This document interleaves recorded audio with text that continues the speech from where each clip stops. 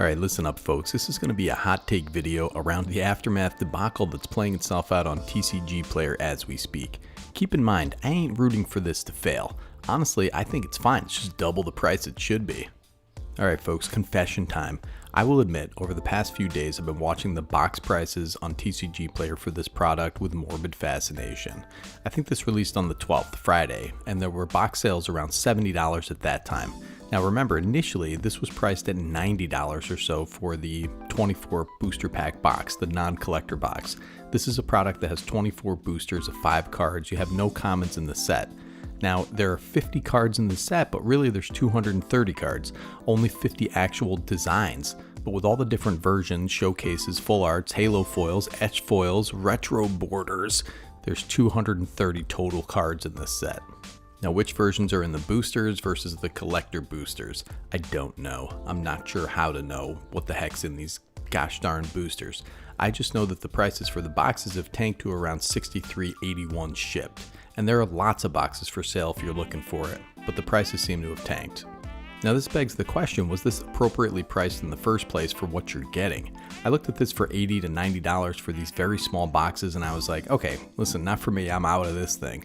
But what if it was $55 a box? Based on the cards inside, is that reasonable? I think it's certainly more attractive at that price. And why is the dang price sticking around $64 for a box if they aren't really selling? Is that what they charge for wholesale? I mean, that's kind of what I'm wondering. Maybe the dealers can tell me. I see people listing these for like a penny below what the lowest price is. It goes from like $63.80 to $63.79, but back to $63.81. It's a very similar setup with the collector boxes. They're currently $143 with quite a few listings. These were initially offered at close to $200 for 12 packs with 6 cards in the boosters. That price has dropped pretty precipitously. Now let's talk about the singles a little bit. Nissa is out of control. You got Nissa Resurgent Animus, 2 and a green for a legendary creature, Elf Scout. It's a 3/3. Has a landfall. Whenever a land enters the battlefield under your control, add 1 mana of any color. Then, if this is the second time this ability has resolved this turn, reveal cards from the top of your library until you reveal an elf or elemental card. Put that card in your hand and the rest on the bottom of your library in a random order. Who is buying this thing at $50 for the old border? Did this get bought out and is now being sold at a high markup? I'm mystified by this. I think it's a good card, but it's not a $50 card or a $30 card for the regular version. For all the whales out there, this will get reprinted, dude, probably in 4 to 5 months. I mean, Wizards is out of control with these reprints, dude. I remember when Hullbreaker Horror first got printed in Crimson Vow, and then it got reprinted immediately like 4 or 5 months later. The price has recovered somewhat at this point, but at the time I was like, what the heck are you doing here? You just tanked the price down to nothing on this thing.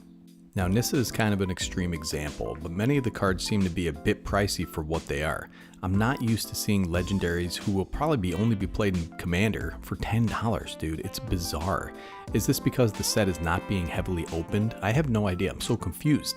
There are a handful of cool new Commanders and then Training Grounds. Why are these cards $10? I gotta say, man, I'm watching the boxes pretty carefully. If they come down to a reasonable price, say like $50, listen, I'm in for a box. That seems like a reasonable price for what's in this thing. 24 boosters, 5 cards each. These should be about $2 a pack, dude. I mean, this is a great card, but it's massively overpriced. This is kind of the way marketing works for these things. It's like, hey, you gotta buy this thing now. You gotta get the FOMO, dude. It's $10.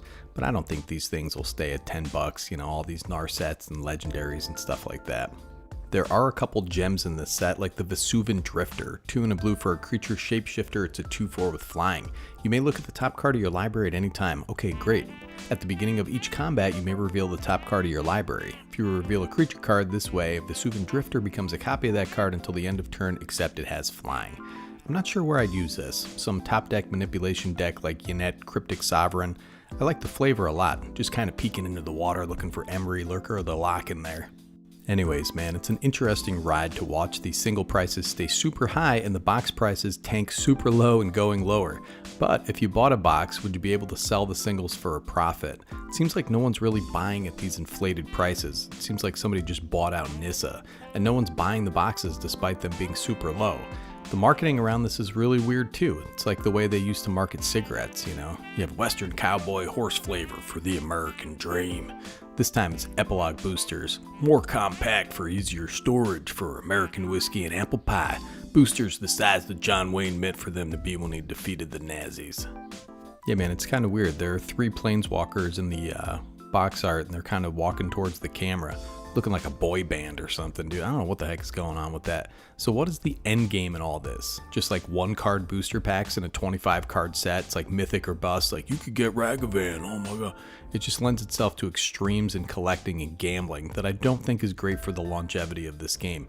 It's just gambling, feeding the gambling addiction and min-maxing profits as opposed to providing a decent product. I mean, why not provide some value in these gosh darn things? In my humble experience, outgiving your competition creates real brand loyalty.